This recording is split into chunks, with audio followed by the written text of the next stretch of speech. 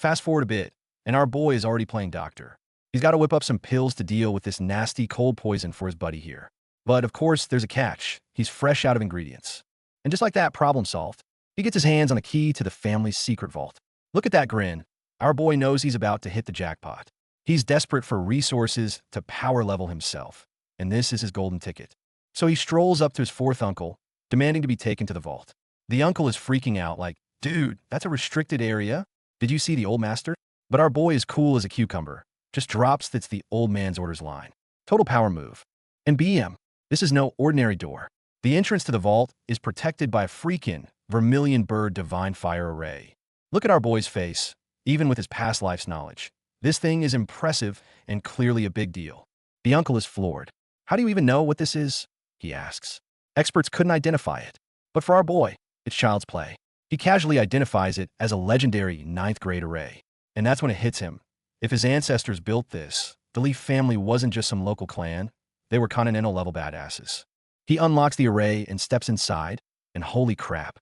It's not just a vault, it's a whole separate dimension, an interstitial space. The place is packed with glowing treasures. Our boy immediately geeks out, realizing a space this huge must be powered by some god-tier artifact. The hype is real. Instead of grabbing loot, he goes straight for the core, the artifact powering this whole dimension. He finds this ancient-looking tablet, but the moment he touches it, zap, the tablet blasts him with insane power. He gets knocked back and is bleeding, but look at that smile. He's not scared, he's thrilled. This is exactly the kind of challenge he lives for.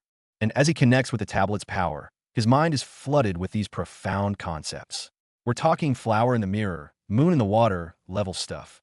This isn't just raw power. It's a fundamental universal principle he's tapping into. The tablet begins to transform, unfolding into this insane, complex structure of light and energy. And our boy, with his ancient knowledge, knows exactly what it is. He shouts it out. This is the Divine Realm Tablet. We've just gone from a family vault to a legendary divine artifact. The scale of this story just blew up. All right, quick shout out to the awesome team that brings us this masterpiece before we jump back into the action. These guys are the real MVPs. And we're back. Our boy is now trying to commune with the Divine Realm Tablet. This thing is no joke. Its energy is so potent it can directly attack the soul, even more powerful than his top-tier divine sword from his past life. But instead of destroying him, it triggers a dormant divine technique within his body. It's like finding a key to a lock he didn't even know he had. As he delves deeper, he figures out this great expansion divine art is connected to the legendary martial god. This artifact isn't just a power source. It's a cosmic antenna, allowing him to communicate with stellar power. The cheat codes are getting crazier by the second. And then he does the unthinkable. He pulls the entire Divine Realm Tablet into his SEA of consciousness. We get this epic visual of his past self, the great Emperor Gu Feiyong, cradling his new form. This isn't just getting a new weapon. This is fundamentally merging his past and present, integrating this divine power into the very core of his soul. With the tablet now part of him, the entire interstitial space collapses. Poof, gone. He's left standing back in the original cave. Mission accomplished. He not only got the ingredients he needed, but also scored a legendary divine artifact. Talk about a successful shopping trip. And the benefits are immediate. The tablet's energy just pushed him straight to the peak 5 stars warrior level. He admits he can't fully control the tablet yet. It's basically just a fancy storage ring for now. But hey, it's a storage ring that came preloaded with the entire Leaf family treasury. Now, with his new power and resources, it's time to get back to his original plan, alchemy.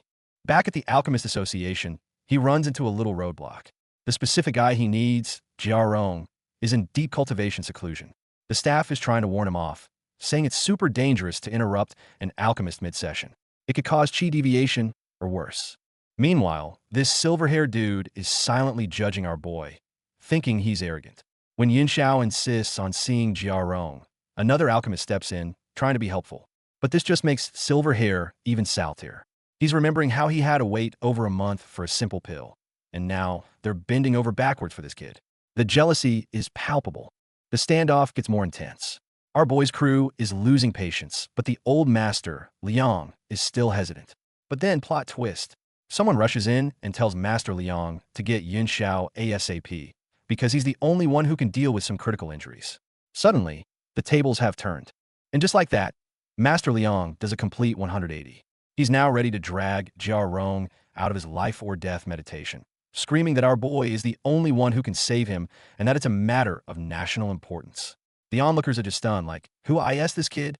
The absolute power shift is hilarious. So, they send this poor girl to be the bearer of bad news. She has to go and interrupt the master's cultivation. You can see the pure terror on her face.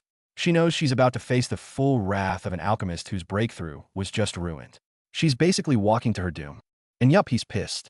Jia Rong explodes in a fury, blasting the poor girl across the room. He's screaming that she ruined everything. He was literally one step away from breaking through to the next tier. The rage is real, and this guy does not handle disappointment well. He immediately blames Liang Wenyu, accusing him of sabotage. But Liang, terrified, points the finger straight at our boy, saying he was forced to do it. And right on cue, Yin Xiao steps out from the shadows. Yes, I'm the one you're looking for, he says, cool as ever. The final boss has entered the chat. Jia Rong is ready to throw down, threatening our boy, until he gets a good look at who it is. And then, the flip, it's instantaneous. He goes from raging bull to fawning servant, screaming at his staff for making young Master Yun wait. Look at him. If he knew Yun Xiao was coming, he wouldn't have even bothered with his stupid seclusion. The bootlicking is next level. Everyone is just speechless. A second ago, he was ready to kill over his ruined breakthrough. Now he's like, oh, a second-tier breakthrough? I can do that anytime. He even starts slapping himself for having the audacity to cultivate when young Master Yun was visiting. And the crowd just goes along with it. This is just peak comedy. And that's the end of the chapter, folks. Another massive shout out to the Scanlation team for their hard work. Let's see what crazy stuff our boy gets into next. Alright, new chapter. The Alchemist Association hooks our boy up with their biggest training room. Talk about getting the VIP treatment. Looks like he's about to start some serious alchemy. But our boy never does things the easy way. Before he even starts, he's showing off his sword skills, literally writing poetry with his sword chi. The master watching is blown away. Such a fierce sword style, yet creates such delicate handwriting. The contrast is insane. Turns out, he was just teaching his follower a lesson. He lays down the law. If you can't grasp the artistic concept in this by the time I'm done cultivating, don't bother following me. Then he just starts meditating, leaving the dude completely stunned. The flex is unbelievable. Meanwhile, Master Jia Rong thinks he's just going to be doing odd jobs and learning from our boy. But the moment Yin Xiao starts, his soul power erupts, and kaboom! The entire alchemy room explodes, sending everyone flying. When a god-tier alchemist gets to work, things tend to get a little destructive. The reason for the overload? Our boy is trying to refine some seriously high-grade pills, and his current soul power isn't enough to control the process. So what's his solution? Simple. First, he and Jia Rong both need to level up and become second-tier alchemists. Easy peasy. But while our boy is busy leveling up his crew, the outside world is in chaos. The old master of the Li family has returned with a vengeance, purging the clan and shaking the entire political landscape of the Tianshui kingdom. A storm is brewing, and our boy is right in the middle of it.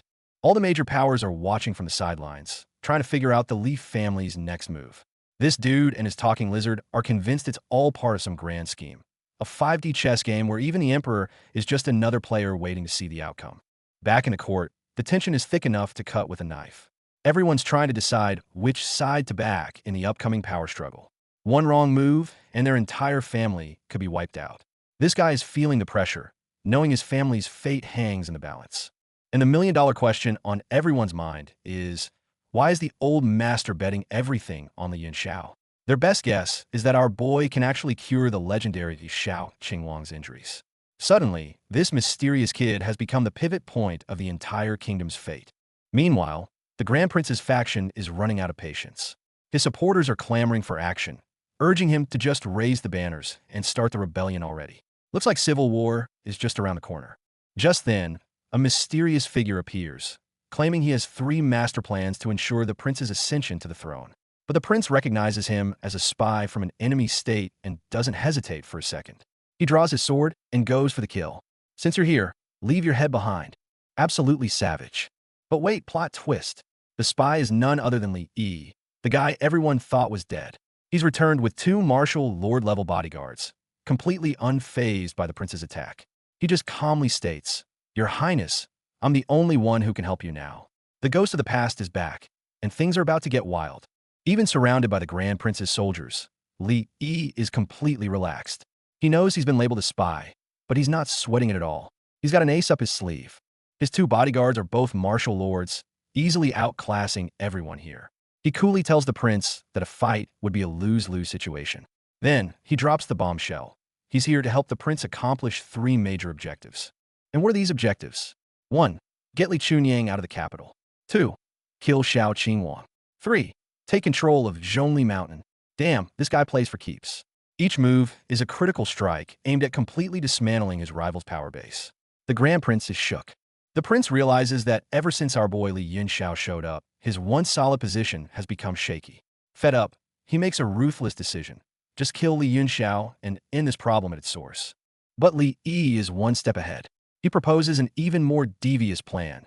Besiege Kunjin City to lure Li Chunyang out of the capital for a rescue mission.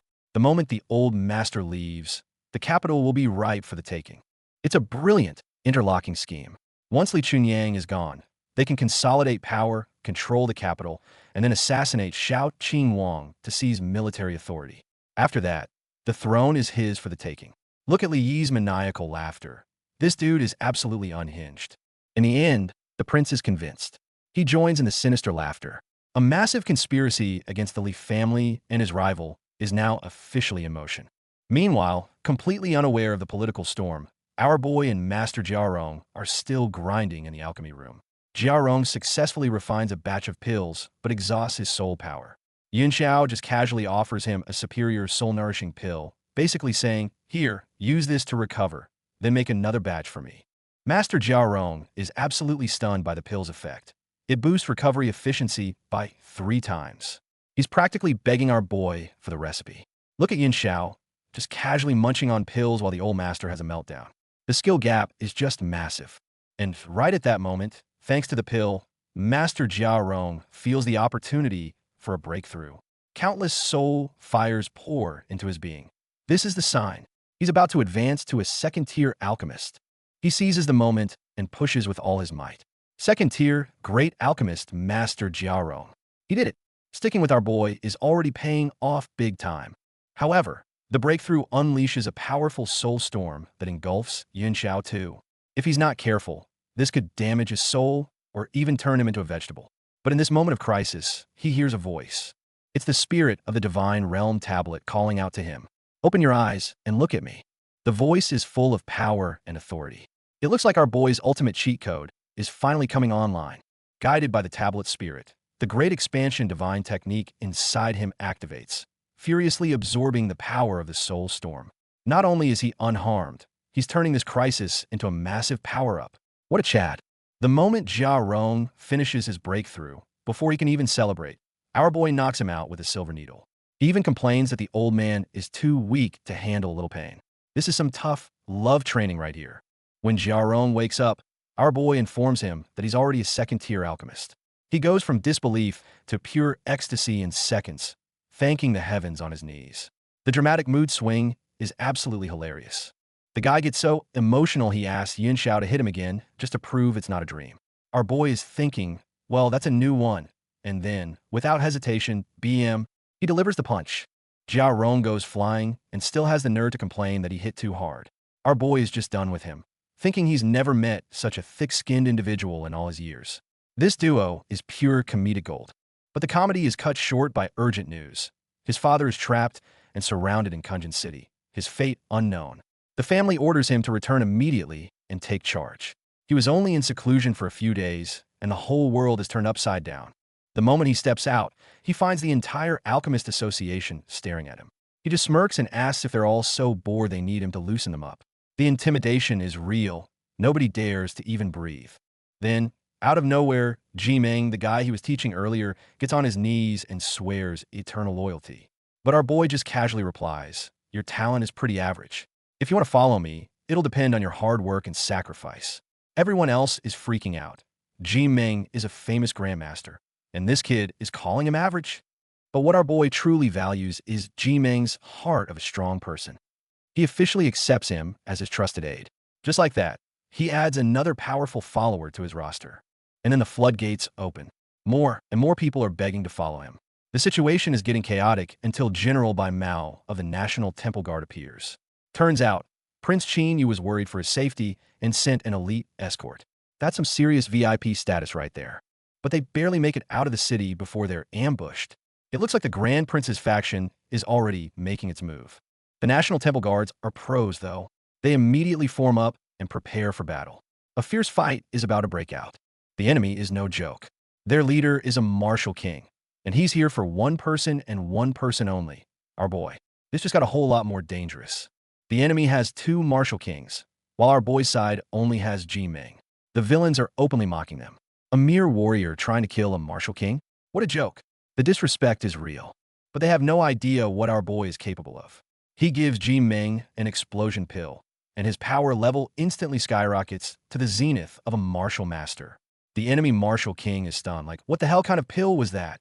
With his power boosted, Ji-Ming is now strong enough to fight a martial king on even ground. The enemies finally realize they've seriously underestimated this kid. In fact, it's not just the zenith, his aura is still rising. He's breaking through on the spot and becoming a martial king himself. Now, with the enemies turned to be terrified. And just like that, with a massive explosion of energy, Ji-Ming officially breaks through to the martial king realm. The enemies are absolutely losing their minds, screaming, "How is that even possible? Bro, he just popped a pill from our boy. Anything is possible." But the enemy leader tries to play it cool. He scoffs, saying a breakthrough from a pill means nothing without the proper understanding of martial arts. I'll let you know the difference between a real martial king and a fake one. And with a roar, he unseals his powerful trident. Meanwhile, his lackey joins in, throwing up a massive soul-sealing freeze wall. But Ji-Ming isn't even fazed. With a confident smirk, he unseals his own weapon, the serpent-ending sword, and shatters that ice wall into a million pieces. The enemy is completely floored. His soul-sealing freeze was just broken like it was nothing. He tries to counterattack, but Ji-Ming's power is on another level.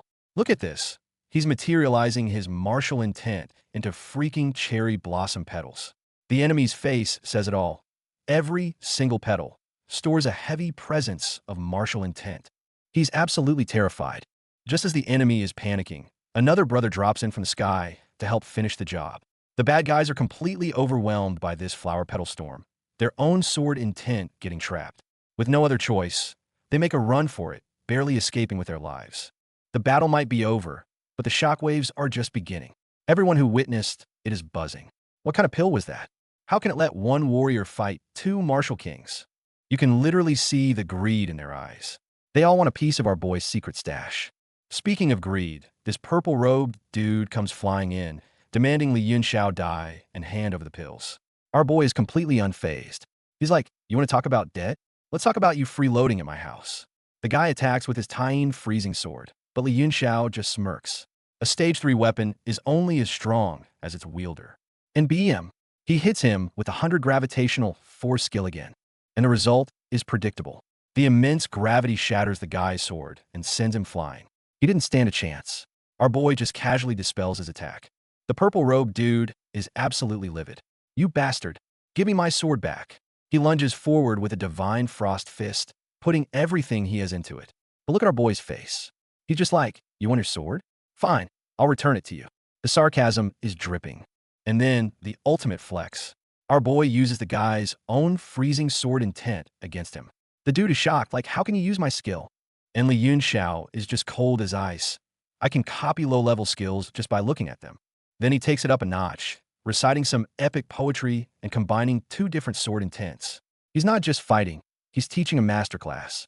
Just look at his face. That is the face of a man whose entire worldview has just been shattered. Absolute pure terror.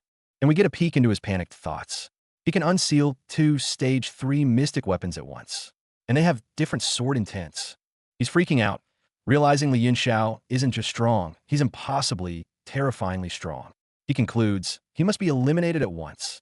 But it's too late for regrets. Our boy is on the offensive now. The enemy scoffs. A mere master? Big mistake. Li Yunxiao's eyes glow red. "Look at my eyes now." He unleashes the demonic eyes, a soul-crushing spiritual attack that sends his opponent reeling in agony. Now the tables have turned. The once arrogant enemy is on his knees, and his opponent is gloating over him. A friend tries to warn him, but it's useless. A brutal slash follows, and all you hear are screams of pain. After that brutal display, Our boy looks a little worn out. He gives the order. Brothers, retreat for now. It looks like that last attack took a heavy toll as he collapses to his knees while his companions cover their escape. Back to safety, they survey the battlefield. Our boy takes a moment to reflect. He realizes the demonic eye's side effects are too strong for his current soul power. He used it recklessly, and now he's drained. A good lesson for the future. Be more careful with the OP skills. Meanwhile, they discover a body on the battlefield. It turns out the ambush was led by that Galphone guy from before, and the fallen soldier was one of our boy's former direct subordinates. The betrayal runs deep. Seeing his once loyal men discarded like trash, our boy is seething. He declares that dying for one's country is an honor. But not like this, not in some cowardly plot. These men deserve to die with dignity on a real battlefield. Back at the Lee family residence, the mood is grim. The elders are in a heated discussion. Turns out, the first prince has allied with an enemy state, and their target is the Lee family. The situation is getting seriously dangerous. And it gets worse. An urgent report arrives from the border. An 80,000-strong enemy army has broken through Baitu town and is about to lay siege to Kunjin City, where our boy's father is currently trapped. Despite his father being in danger, our boy remains unervingly calm, which even impresses his grandpa. He analyzes the situation. The call for reinforcements is a trap, designed to lure the Lee family's forces away from the capital so the first prince can make his move. But just as he lays out the whole conspiracy, a terrifying thought hits him, sending a chill down his spine. What if the call for reinforcements is actually real? That's the dilemma. It's most likely a trap, but what if it's not? What if his father is genuinely in peril? At the family meeting, they're caught between a rock and a hard place. Our boy breaks down the strategic situation. The enemy nation, Baijan, has been held back by the Great Python Mountain for centuries. The fact that they've managed to get an army across means their goal is much bigger than just helping the first prince seize the throne. Everyone realizes the terrifying implications. If Kunjin City falls, 13 other cities on the plains will be left defenseless. So, even though they know it's a trap, they have no choice but to spring it. The first prince is so desperate for the throne that he's willing to sell out his own country. The guy's insane. Meanwhile, the second prince, Qin Yu, gets the news. Being the good guy he is, he decides he has to stop his brother for the sake of the people. Our boy listens from the side, getting a serious case of déjà vu. This whole scenario feels way too familiar. Back at the Lee residence, Grandpa decides to play along and publicly announces he's sending troops. This sends the court officials into a frenzy, all of them whispering and scheming, thinking the Lee family is making a power play to secure their future. But when our boy says he has a plan, but can't reveal it because there are too many ears here, the second prince's men get offended. Li Yunxiao doesn't back down an inch. He's like, I don't trust any of you. Unless you're willing to put your head on the line to guarantee secrecy, get out. The whole room erupts. These guys are pissed, thinking, who the hell does this kid think he is? But when it comes down to it, nobody is willing to bet their life on it. In the end, the prince has to awkwardly dismiss them all to hear the secret plan. Once the room is clear, our boy finally reveals his plan. The biggest problem is manpower. The only army they can deploy is the 50,000-strong Central Army, but its commander is loyal to the first prince. Just when everyone is stumped, our boy drops a bombshell. Let me go for the rescue. The entire room goes silent. You could just see the shock on his grandpa's face, practically screaming, You? Of course, he's not going alone. He lays out his master plan. He can heal a legendary, heavily injured general and restore him to his peak strength. With this legendary figure leading the charge, even the most rebellious soldiers will fall in line. And who is this legendary general? None other than Chun Dasheng, the man who fought alongside his grandpa to expand the kingdom. Everyone thought he was dead, but he's actually been recovering in a secret chamber within the Leaf family estate all this time. It turns out the old king grew fearful of Chun Dasheng's power and plotted against him. It was Grandpa who saved him and staged his death to protect him from the court's schemes. But Chun Dasheng isn't the only ace up his sleeve. Our boy reveals his second pick, Commander Xiao Qingwang, who's suffering from a similar ice energy injury. With these two powerhouses on their side, the rescue mission is practically guaranteed to succeed. Everyone is on the edge of their seats, wondering who the third person could be. And then, Li Yunxiao drops the final name, Marshal King Zhonglishan. The reveal sends shockwaves through the room, especially for the second prince, because that's his own teacher. The prince is in disbelief. His teacher has always stayed out of political affairs, only intervening when the entire nation is at risk. He's certain his master would never get involved in a fight for the throne. But our boy reminds him of the tragedy that happened 60 years ago. It was an army of students from Jialan Academy that saved the capital back then. And that very student army was the origin of the elite state guardians. His plan is brilliant. They'll frame the mission to rescue Kunjin City as a training exercise for the academy students. Since most of the nation's strongest warriors come from Jialan Academy, a single order from the prince could mobilize a massive, powerful force. With the support of 3 martial kings and the might of Jialan Academy behind him, the prince's confidence skyrockets. He's fired up, completely convinced that victory is now within his grasp. And just when things couldn't get more hype, Grandpa suddenly unleashes his own aura, revealing he's already stepped into the 5 elements realm. Damn, this old man has been hiding his power level all this time. The Lee family's reputation just went through the roof. With the odds now overwhelmingly in their favor, the prince gets emotional. He extends his hand to our boy, offering to become sworn brothers and share all future glory. Everyone in the room is stunned by this move. Becoming the sworn brother of the future emperor? That's an honor beyond imagination. Nobody thinks he could possibly refuse. But what our boy does next plunges the entire hall into a dead, awkward silence. Not only does he refuse, but he frames it in a way that makes him seem noble and selfless, concerned only with the nation's fate. The prince is so moved he ends up respecting him even more. The emotional intelligence on this kid is off the charts. Grandpa steps in at the perfect moment to smooth things over, reminding everyone that a vassal and a future emperor can't be brothers due to protocol. This gives the prince an honorable way to back down, diffusing the awkward situation.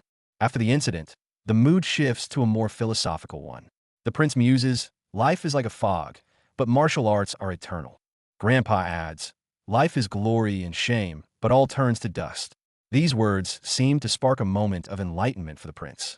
In that very moment, the prince's inner power explodes. He has a sudden epiphany and breaks through to the martial lord realm on the spot. Forget a protagonist halo. This dude has a royal halo. As if one breakthrough wasn't enough, Ji Ming shows up to announce that he, too, has become a martial lord thanks to our boy's pills. Going from a 7-star Grand Martial Master to a martial lord in just 2 weeks? That leveling speed is absolutely insane. Witnessing our boy's god-tier abilities, both Ji Ming and the prince kneel and pledge their loyalty. But Li Yunxiao is just like, as you are now, you are barely strong enough to be my followers. The sheer audacity of this kid. A martial lord is barely enough to be his follower? If word of this gets out, the entire Tinshui nation will riot. But hey, when you're as OP as our boy, you can get away with saying pretty much anything. With all their plans set, our boy and his grandpa head to the palace to request troops. Meanwhile, over at the first prince's mansion, the atmosphere is heavy. His subordinate reports that their entire assassination squad was wiped out, except for the 4 of them. The one-armed subordinate furiously blames Li Yunxiao and Ji Ming for the failure, screaming that Li Yunxiao himself was the one who cut off his arm. The first prince realizes that Li Yunxiao isn't just absurdly powerful, but also a cunning strategist who managed to turn Ji Ming to their side. This kid has become his single greatest threat. Despite the failed assassination, the first prince remains calm. He still has another card to play. He's already contacted experts from the enemy Baijian nation for some heavier backup. And they're not just planning to use brute force. They've got a dirty trick up their sleeve, using the reputation of a renowned scholar, Jiarani, to publicly denounce the Li family with 10 major crimes and destroy them with public opinion. They believe that if this plan succeeds, the throne will be his, no matter who supports the second prince. A much bigger storm is brewing on the horizon. Soon enough, under Jiarani's leadership, hundreds of scholars waving banners surround the Li family residence, demanding justice for their supposed 10 major crimes. The public shaming has begun, and this Jiarani is no joke. He's a descendant of a saint, an idol to all scholars. Even the king has to show him respect. Making a move against him is like declaring war on every intellectual in the country. But who are we talking about here? It's our boy. He couldn't care less about these so-called scholars. To him, they're just ants blocking his path, and the solution is simple: sweep them all away. The Li family may respect scholars, but he plays by his own rules. Perjury, injuring and killing court officials, abusing military power, disregarding the king. The accusations get louder and more intense, a tidal wave of righteous fury. The spiritual power of these scholars condenses into a massive aura of justice, creating a powerful spiritual attack. But faced with this immense pressure, our boy just watches completely unfazed. And then, the most ridiculous thing happens. The old man leading the charge tries to make a move, But one cold glare from our boy is enough to make him so terrified that he literally pukes a rainbow. Talk about being easily intimidated. But then our boy realizes something. This grand chi of justice, condensed from spiritual energy and the world's yuan chi, it's like a superfood for him. He can't possibly let such a good supplement go to waste. So, while everyone watches in stunned silence, our boy starts crazily absorbing their grand chi of justice. He's turning their ultimate attack into his personal EXP boost. This kind of move is completely unheard of. Back with the scholars, the crowd is going absolutely wild. They're all freaking out, yelling, "How is he floating? I thought only martial grandmasters could do that." Seeing he's lost control, the leader immediately brands it as demonic arts, claiming our boy is sealing his own fate by absorbing their chi. Oh, you sweet, naive fool. Realizing their regular attacks are useless, they decide to double down. Everyone sits and starts chanting, trying to power up their supreme chi to vanquish our boy. And credit where it's due, they actually summon a massive blue spirit. They're bringing out the big guns now. Meanwhile, on the sidelines, Grandpa and his subordinate are watching the show. The old man's playing it cool, suspecting some kind of trick. But inside our boy's head, it's a completely different story. He's thinking, jackpot. This energy is exactly what I needed. It's not just boosting his true chi, it's also leveling up his soul power. He's about to smash through that 6-star bottleneck. As the pressure mounts, our boy puts on the performance of a lifetime. He's screaming, "You guys are so mean," looking like he's about to break. What a drama king.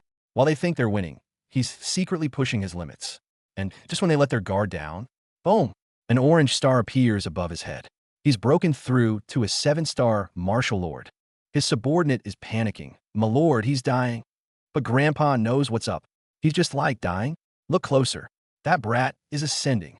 And he's not wrong. A massive shockwave of energy explodes outwards, sending all those scholars tumbling like bowling pins. Strike.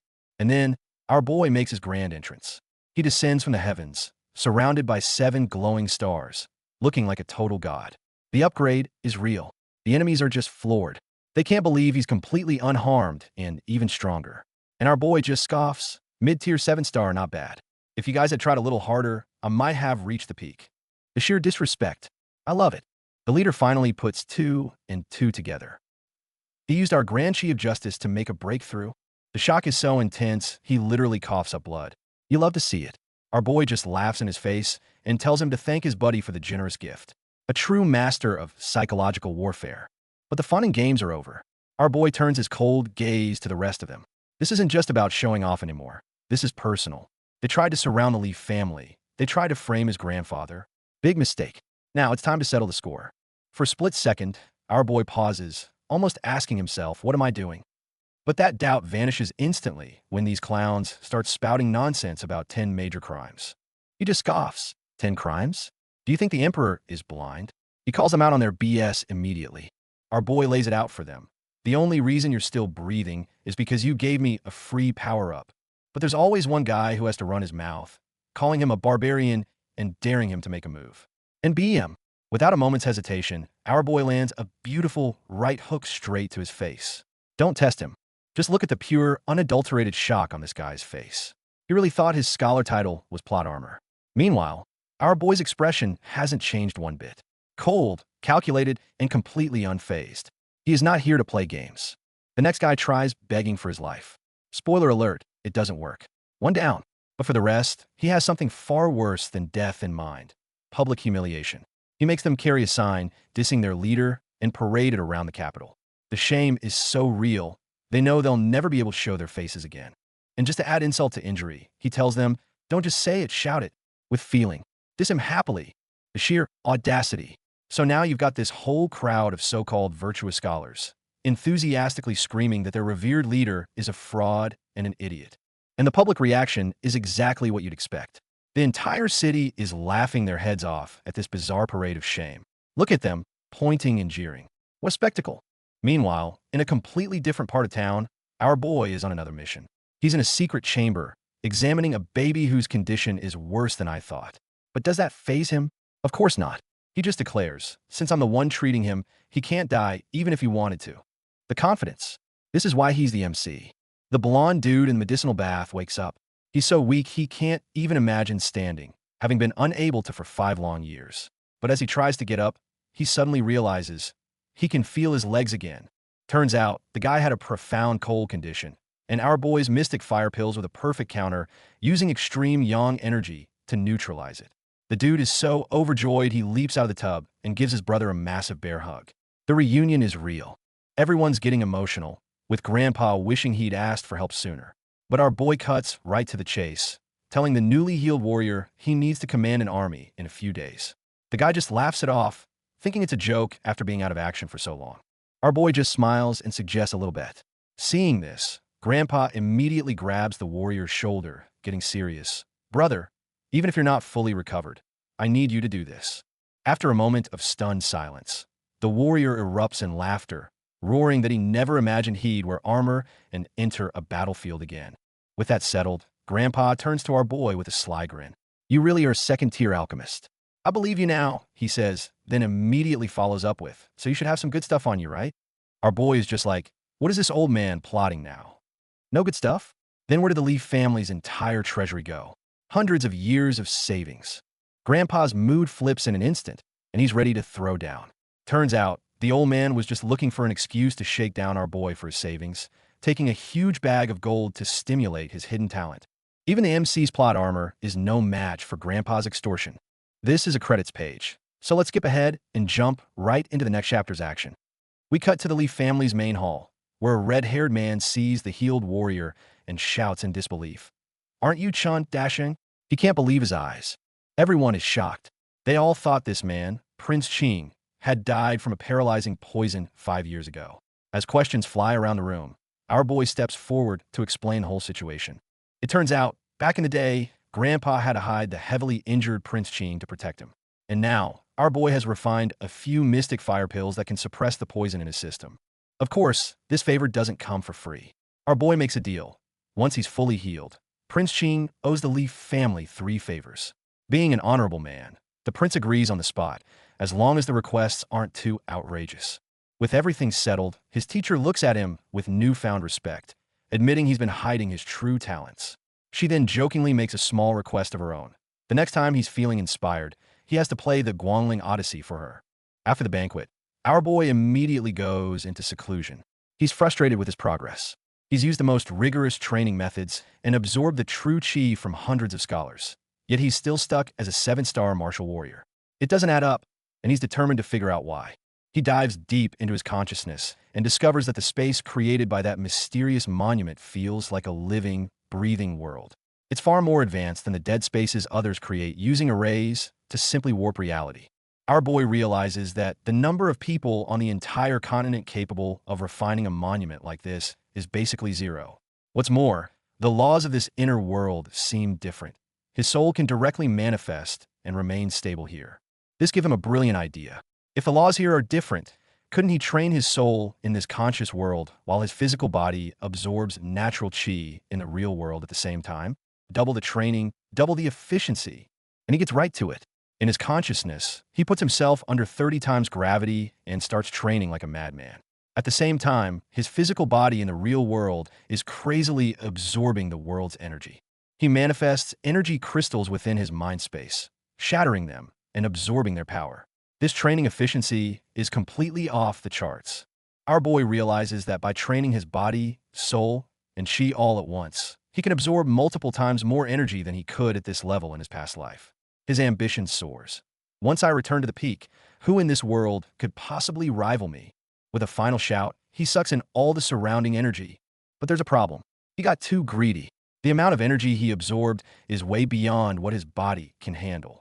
He feels like he's about to literally combust from the inside out. What a joke. How could I possibly collapse because my physical body can't support it?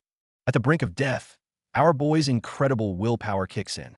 He forces his consciousness to return, trying to get this raging power under control. With a massive boom, the energy explodes. But the result is unexpected. Not only did he survive, but he successfully broke through, advancing to an 8-star martial warrior. Overjoyed and relieved, he can't help but laugh. I finally succeeded. I'm still alive. After his breakthrough, our boy casually gets dressed, saying, "That was too dangerous. I can't toy with my life like that again." But look at that smug smile on his face. The caption says it all. Words and attitude don't match. We'll definitely do it again. Just then, Grandpa bursts in, looking panicked. Something big has happened. Grandpa explains that Jiarani, the leader of the scholars, is furious about the public humiliation. He's gathered all the instructors from the Imperial Academy and is marching to hold the Leaf family accountable. Grandpa saw the mob and ran back to warn him. Grandpa advises him to lay low, since their opponent represents all the scholars in the land. But our boy scoffs at the idea. For us who walk the path of martial arts, we only believe in strength, he declares. When I can part the clouds and my laughter reaches the heavens, who would dare to slander me? Our boy's words hit Grandpa like a lightning bolt, shattering the mental bottleneck that's held him back for years. He's filled with a new sense of purpose, roaring, "Our generation will take the heavens. If I feared a bunch of rotten scholars, even the clouds would laugh at me." The aura erupting from the duo is so intense that onlookers feel a terrifying killing intent, as if from a million battles. Even Grandpa, a martial king, feels himself tremble before his grandson. He realizes the boy's understanding of martial arts is on another level, inspiring him to restart his own journey. They ride straight for the Imperial Palace. The guards at the gate try to stop them, shouting that they must dismount. But our duo is in a hurry and has no time for formalities. Those who block our way die. Grandpa doesn't even bother arguing, instantly taking out the guards. He then turns to his grandson and casually asks, "You can just teach them a lesson. Why do you have to kill them?" The ultimate flex. Bursting into the palace, our boy whispers, "Today, I came here to kill." But in the very next panel, he's kneeling before the emperor, claiming he has urgent military matters to report. The sudden switch-up leaves everyone completely baffled. The commander of the Imperial Guards is furious, roaring at them for daring to kill guards inside the palace. He doesn't buy their emergency military matters excuse for a second, thinking they're just a couple of kids causing trouble. But this commander clearly underestimated them. He might be an 8-star martial lord, the strongest expert among the guards, but against our boy, he gets absolutely wrecked in an instant. With their strongest commander taken out in a flash, the remaining soldiers are no match. Grandpa just watches from the side, a look of grim admiration on his face as his grandson tears through them. With the path cleared, Grandpa Li Chunyang steps forward, his aura flaring. "We have emergency military matters to report," he announces coldly. "Anyone who tries to block the way will be killed without mercy." The overwhelming pressure silences the entire hall.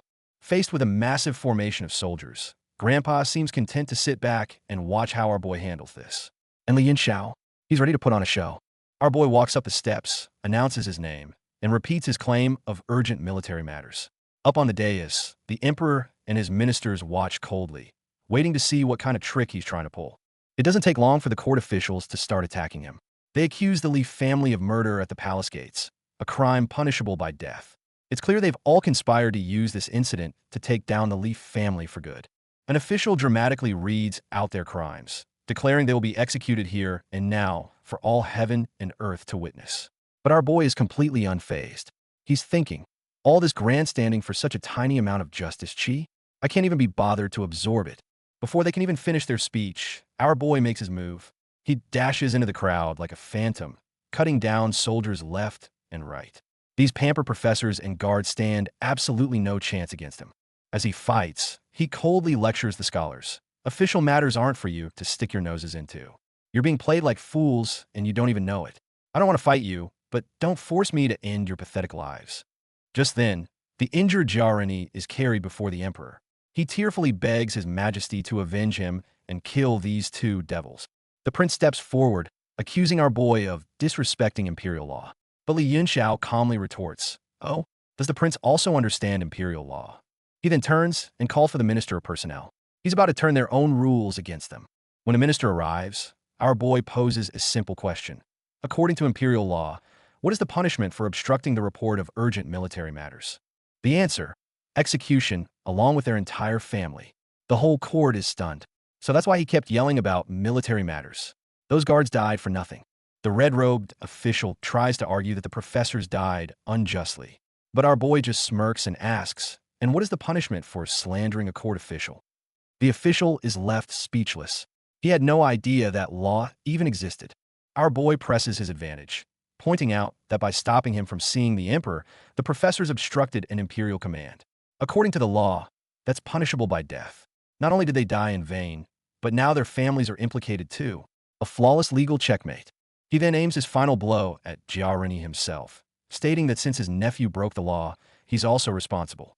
Panicked, Jia Rani and his allies fall to their knees, begging the emperor for a correct judgment. The ball is now in the emperor's court. Even Grandpa is stunned, wondering, is this really my grandson? The emperor, trying to save face, decides to make an exception for the descendant of a saint. He orders Jia Rani's nephew to be executed, but spares Jia Rani himself. A classic political compromise. But our boy isn't having any of it. He immediately objects. Your Majesty, you can't do that. Precisely because he's a role model, he must be punished severely. The law applies to princes and commoners alike. He just put the emperor himself on the spot. The old official scolds him for daring to question the emperor's sacred decree. But at that moment, something clicks in our boy's mind. His eyes become incredibly firm as he says, word for word, the most shocking thing he could possibly say. Obviously, I don't care about the emperor at all. The entire hall falls silent. Everyone is completely petrified. Is he trying to start a rebellion? Even Grandpa is so scared he's mentally drafting his resignation letter. The situation has officially spiraled out of control. And we are back. Picking up right where we left off, our boy just dropped a nuke in the middle of the royal court, saying he doesn't give a damn about the emperor. The entire hall goes dead silent. You could hear a pin drop. And just like that, everyone loses their minds. Grandpa is having a meltdown, thinking our boy just threw away their perfect advantage. The other ministers are absolutely fuming. But look at our boy, cool as a cucumber, eyes literally glowing. You can tell this was all part of the plan. Of course, the royal bootlickers immediately pounce on this. They start accusing him of everything from disrespect to full-blown treason, trying to paint him as a rebel. Look at these guys. The virtue signaling is off the charts. That old minister, Jia Rani, is completely losing it. He's pointing at our boy, sputtering, unable to form a sentence. And then the most dramatic thing happens. He literally coughs up blood. The guy got so mad he gave himself an internal injury. And he's dead. The old man just straight up died from anger. A so-called great scholar of his generation, gone just like that. And listen to this. The others immediately start spinning the story, saying he atoned with his death, or some nonsense. Our boy just stands there, watching them put on this ridiculous show. To smooth things over, the higher-ups decide to give the old geezer a state funeral, all for show. But our boy couldn't care less. He walks right past the bloodstain without a second glance. His grandpa, the Duke, catches up, asking why he's in such a hurry that he even killed the guards on his way in. Turns out, our boy crashed the party for a very good reason. Urgent military news. Whitehead Town is in trouble, and a million-strong army has surrounded Shining Gold City. He's pleading with the emperor to send troops. But look at the emperor's reaction. Stone cold, just asking. And then, the absolute nerve of this guy. Some prince steps up, accusing our boy of murdering guards just to deliver outdated news. But our boy claps back with a single sentence that completely shuts him down. The prince immediately backs off, knowing full well he can't win a battle of wits against this guy. And there it is. The prince is panicking internally. It turns out the Golden Line Brigade in that town was under his command. He colluded with the enemy just for a shot at the throne. What a snake. Now, he's just hoping no one finds out, deciding his best move is to deny. Meanwhile, the emperor is actually analyzing the situation. He's no fool. He correctly deduces the enemy's real plan is a feint, with their true target being the capital. He knows if that city falls, the whole kingdom is at risk. The big question is, can his central army even handle 1 million soldiers? But even with everything on the line, these corrupt officials are still trying to stall for time, talking about detailed discussions. Our boy has had enough. He does the unthinkable and draws his sword right in the middle of the royal court. He points at them and roars, "You immoral crooks don't care if the entire country burns." The official is screaming for his life. And our boy, while mid-attack, actually apologizes to the emperor, saying the news was so urgent he didn't have time to remove his gear. And hey, while he's here, might as well clean up a worm for the country. The excuses are just as sharp as his blade. So smart, so savage. The elder prince sees his chance and immediately demands the death sentence. But just as things are about to get real ugly, a massive surge of energy erupts, shaking the entire palace. Someone powerful has just crashed the party. You guessed it, it's Grandpa. Duke Li Chunyang himself has arrived to back up his grandson. This completely unscripted development throws everyone for a loop. The prince, who was just demanding our boy's head, is now totally petrified. And just like that, the prince is on the ground, completely defeated by Grandpa. The news spreads like wildfire. The Duke attacked the prince? This is a political earthquake, and everyone feels the tremors. With his grandpa backing him up, our boy goes all in. He lays it all out for the emperor. Your Majesty, what's more important? The lands of Tianshui or this senile old man? If you keep hesitating, the Li family will just go home and sit this one out. That's not a request, that's a threat. And suddenly, the mood in the court completely shifts. The officials finally realize they're dealing with a duo from hell. One has a tongue sharper than any sword, and the other has terrifying, overwhelming power. These two are not to be messed with. Seeing how the tides have turned, the emperor has no choice but to concede. He orders the duke to lead the army. But now Grandpa starts playing humble, claiming he's too old and weakened for the job, but he'll find someone dependable. Yeah, right. The inner monologue says it all. Weakened? From that pressure alone, you're probably a martial king. It's all just a power game. With the crisis in the court settled for now, the scene shifts. Our boy gets an invitation to watch the student army tryouts at Jelon Academy. Looks like we're moving on to a new arc, and the story is heading to school. Over at Jelon Academy, the tryouts are in full swing. But it seems there's a catch. Only students from the academy are eligible. Looks like the barrier to entry for this elite future army is pretty high. And just as expected, a young kid gets stopped because he isn't a student and is even mocked for being malnourished. He gets angry and threatens to call his master. The guy in charge scoffs, saying unless his master is the principal, it's useless. Famous last words. In a flash, our boy's whole crew appears. Talk about an epic entrance and an instant face slap. The moment our boy shows up, the whole place is in an uproar. Everyone recognizes the guy who's been shaking up the entire kingdom. And the kid who is just getting bullied? He looks at our boy in utter shock and respectfully calls him young Master Yin. But the plot thickens. The malnourished kid that Grandpa was just teasing turns out to be none other than Prince Xinyu. When his identity is revealed, jaws hit the floor all around. This web of connections is getting more complicated by the second. Everyone's whispering about our boy being the Duke's grandson.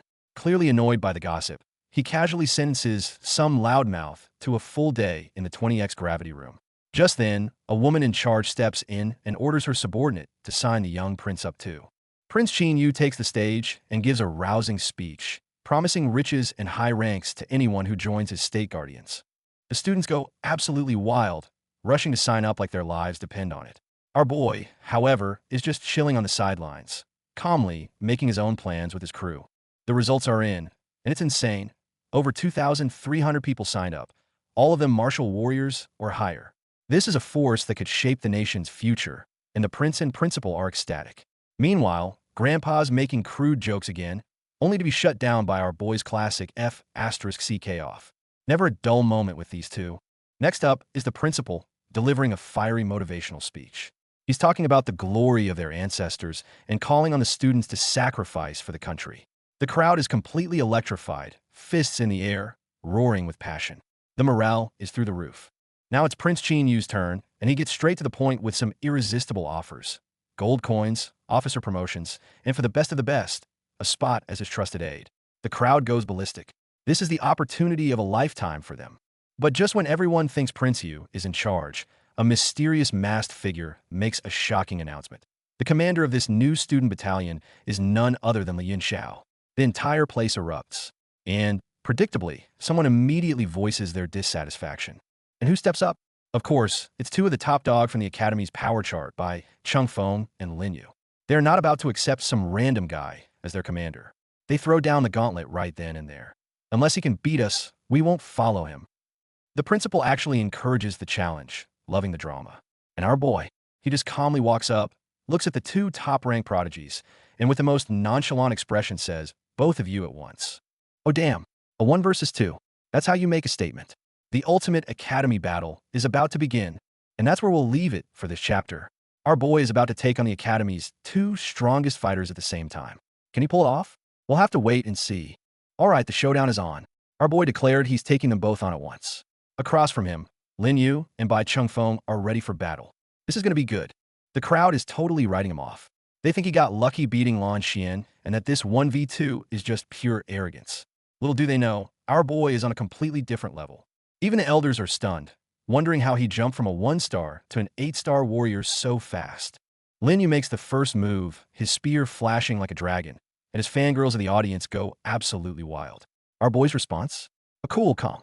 So what if I'm arrogant? I have the strength to back it up. The confidence is off the charts, and the fight begins.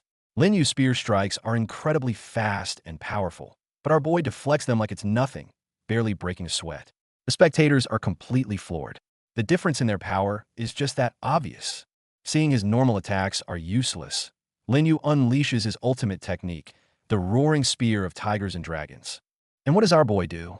He turns it into a teaching moment for his disciple, Meng Bai, telling him to watch closely so he can learn a new fist technique. Fighting and teaching at the same time. The disrespect is legendary. And now, for the ultimate flex.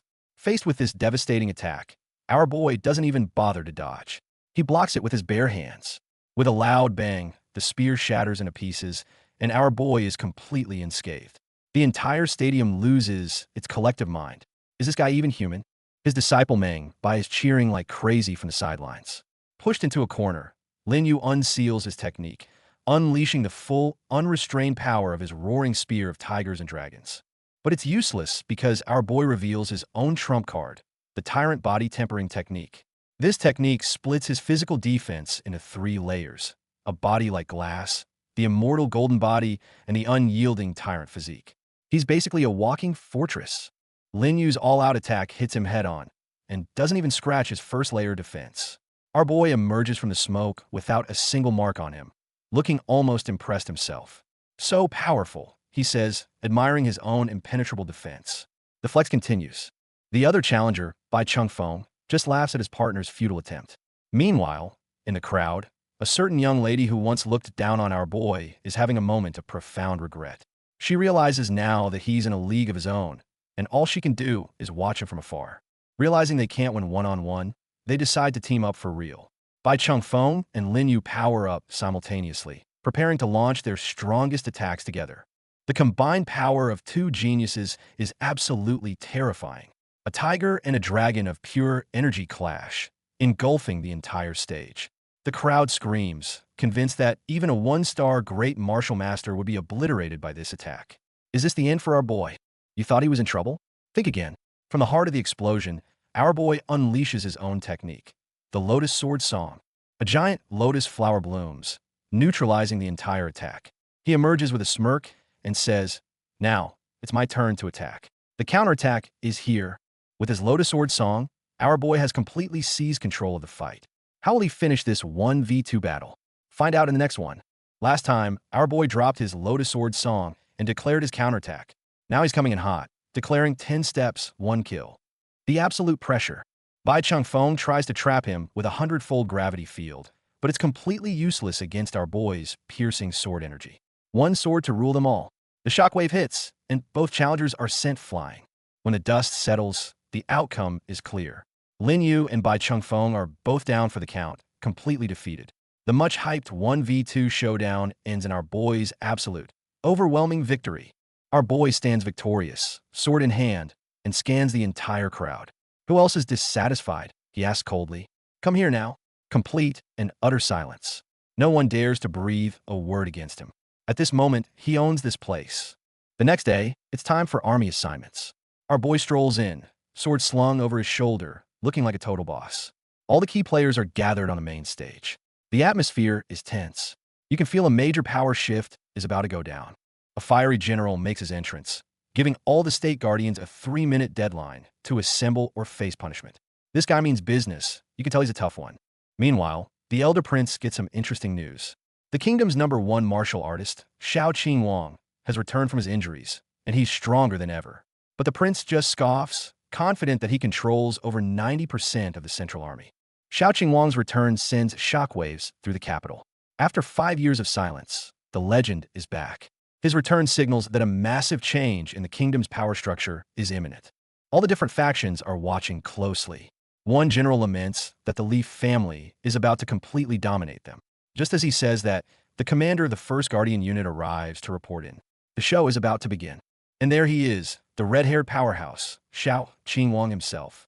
He looks down on the assembled army with pure disdain, thinking to himself, old and weak. Clearly, he is not impressed with the forces at his disposal. Following that, the commanders of all 5 State Guardian units arrive one by one to report in. Each one is a top-tier expert with an insane power level. This lineup is stacked. Something big is definitely about to happen. The 5 commanders descend from the sky, making a dramatic entrance. The state guardians have all gathered.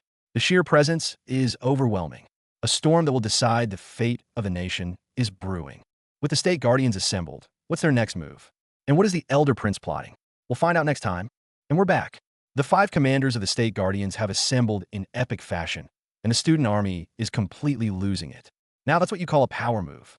But of course, some court official starts running his mouth, mocking the small number of guardians compared to the 100,000-strong army. Xiao Qinhuang doesn't miss a beat and immediately snaps back, declaring that the 124 Central Army generals who defied orders are all to be executed. The elder prince, Qin Yang, can't stand for this. He jumps in, accusing Xiao Qinhuang of treason for trying to kill the army's generals. Xiao Qinhuang just laughs, firing back that as a prince, he's the one who led the opposition and disregarded national security. The tension is palpable. And then Xiao Qinhuang just goes off. He declares he's an 8-star martial king, unrivaled in the entire kingdom. He calls the Qin royal family a mere speck of dust in history and says killing a prince like him would be like killing a dog. He is absolutely demolishing the royal family's pride. Everyone finally realizes Xiao Qinhuang is dead serious. The prince is captured on the spot. And who do we see in the corner with a smug little smirk? Our boy. It's clear this was all his master plan. In no time, all 124 disobedient generals are brought forward. Xiao Qinhuang is about to make an example of them, using their heads to re-establish order in the military. Off with their heads. Xiao Qinhuang gives the order, his killing intent flooding the area. He's sending a brutal, crystal-clear message. Defy military orders, and you die. But just in the nick of time, an imperial decree arrives. They're spared from death, but not from punishment. Prince Qin Yang gets 100 lashes, and the other generals get 500. This is the emperor's way of saving face, while still bringing down the hammer. But Xiao Qinhuang isn't buying it. The decree didn't mention the smaller fries who defied him, and he has no intention of letting them off the hook. In his eyes, defying the imperial decree makes them even more deserving of death. He shows absolutely no mercy to the generals begging for their lives. He's determined to use absolute force to eliminate every last voice of dissent in the army. The prince is dragged away to receive his punishment, and all the vice-generals are ordered to gather within 3 minutes or be killed on the spot. A full-scale military purge has officially begun. Just as ordered, all 124 vice-generals assemble. Through the combined efforts of Xiao Qinhuang and Duke Li Chunyang, control over the army has been firmly seized. With the dust settled, Xiao Qinhuang approaches our boy. Our boy gives him a cold, approving smirk. "You're as vicious as I thought," he says, then adds with chilling confidence. "With this, no one else will dare defy us." It was all part of the plan. Total domination. And that's a wrap for today's recap. Through a series of brutal power plays, our boy has successfully whipped the army into shape, paving the way for the Great War to come. See you next time.